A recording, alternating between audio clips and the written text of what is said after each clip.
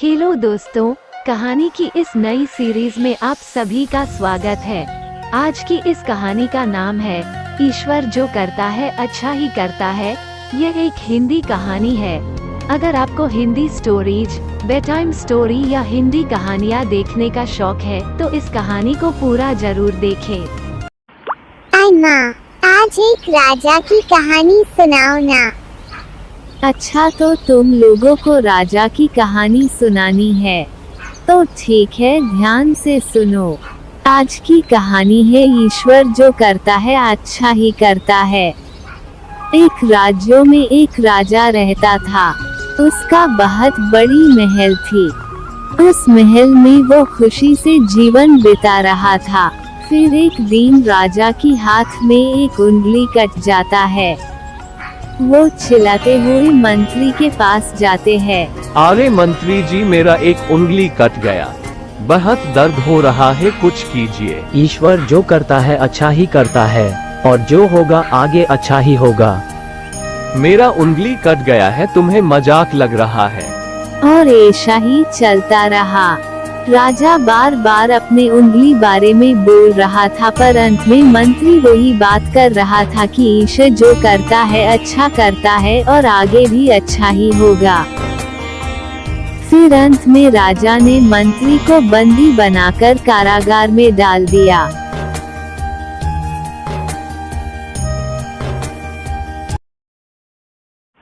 फिर क्या हुआ माँ? फिर अगले ही दिन दो सैनिक के साथ राजा शिकार पर जंगल की ओर निकल जाते हैं।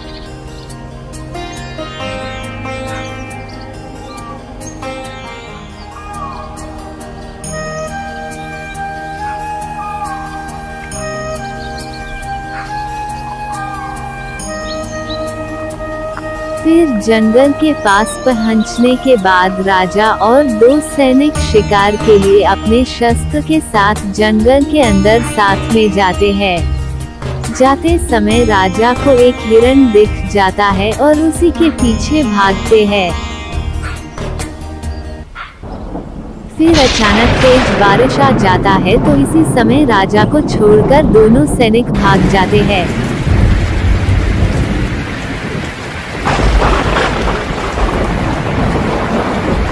फिर राजा अकेला जंगल में एक पेड़ के ऊपर चढ़कर बैठ जाता है और अपनी सैनिक का इंतजार करता है। इंतजार करने के बाद भी दोनों सैनिक नहीं आते हैं। फिर रात हो जाती है।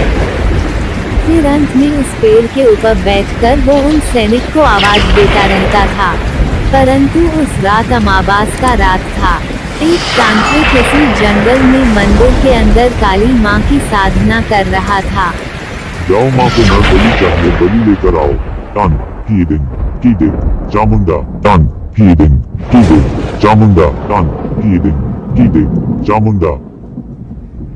फिर वो लोग बलि ढूंढने के लिए जाते समय एक आवाज सुनते हैं और उसी आवाज की तरफ जाने लगते हैं, पर यह आवाज राजा का था।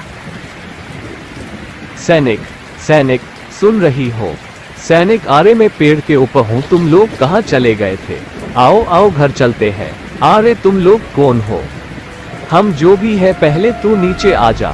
आज हम तुझे माँ काली के पास बलि चढ़ाएंगे। आरे नहीं नहीं, मैं इस राज्य का राजा हूँ, तुम मुझे ही बलि चढ़ाओगे। मुझे छोड़ दो, चुपचाप हमारे साथ चलो। फिर राजा को उन लोगों ने तांत्रिक के पास बलि देने के लिए ले जाते हैं।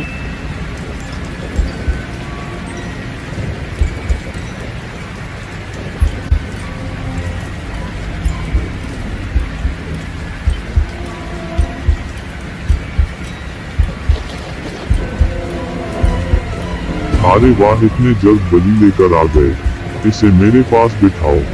टन कीदिंग कीदे चामुंडा। जाओ राजा, बाबा के पास बैठ जाओ। टन कीदिंग कीदे चामुंडा। अरे उसका एक उंगली कट गई है, ये बलि की लायक नहीं है। माँ नाराज होंगे, उसे छोड़ दो। दूसरा बलि लेकर आओ। फिर वहां से राजा अपनी जान बचाकर गिरते पड़ते हुए भागता है और फिर अंत में वो भाग भाग कर अपने महल के पास पहुंच जाता है। फिर पहुंचने के बाद वो तुरंत उन दोनों सैनिक को बुलाते हैं। तुरंत कारागार में चलो, आज मंत्री को सजा देंगे। मंत्री जी को कौन सी कठरी में कैद रखा है, तुरंत उन्हें बाहर निकालो। मंत्री जी मुझे माफ करें, पहले उन दोनों को कठरी में बंद कीजिए। शेमा महाराज पर हुआ क्या? फिर राजा ने मंत्री को सारी बात बताते हैं। मंत्री जी, अगर मेरा उंगली नहीं कटता तो मैं आज बलि पर चढ़ जाता। शुक्र है भगवान ने मुझे बचा लिया।